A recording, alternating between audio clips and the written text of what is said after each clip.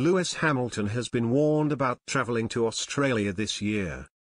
Lewis Hamilton and his fellow Formula One drivers have been warned that they will not get into the Australian Grand Prix if they are not vaccinated against COVID-19. Race organisers will be firm to avoid the furore involving tennis world number 1 Novak Djokovic's revoked entry into Australia. Djokovic had his visa revoked upon entry into the country ahead of the Australian Open. The Serbian is a vaccine skeptic. Australia have imposed strict laws on citizens during the pandemic. And Australian Grand Prix authorities have already told drivers that they will not be allowed to compete if they are not vaccinated. Chief Executive Andrew Westacott has said that rules for the event have been made clear, that racers and staff will all need to be fully jabbed. There will be no exemptions, not even for 7-time world champion Hamilton.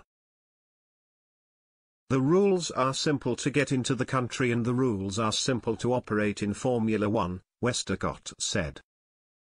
To come into the event you'll be 100% vaccinated and there won't be an exemption sought for anyone from anyone. Our arrangements have been in place well before the recent goings-on at the Australian Open.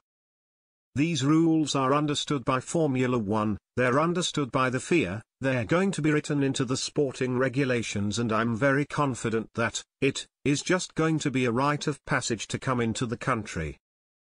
There's zero tolerance. Whether you're Lewis Hamilton or Valentino Rossi in MotoGP, if you test positive, you don't race that weekend. Hamilton is understood to be fully vaccinated against COVID and has repeatedly urged fans to get jabbed. Formula One has already said that everyone will need to be vaccinated to take part in events. There are many issues to discuss with the teams, F1 CEO Stefano Domenicali said earlier this month.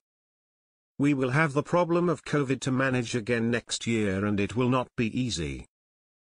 But 2 years into the pandemic, we have completed some super intense seasons and it makes us cautiously optimistic for what the start of the 2022 season should be like, where alas COVID may still be present.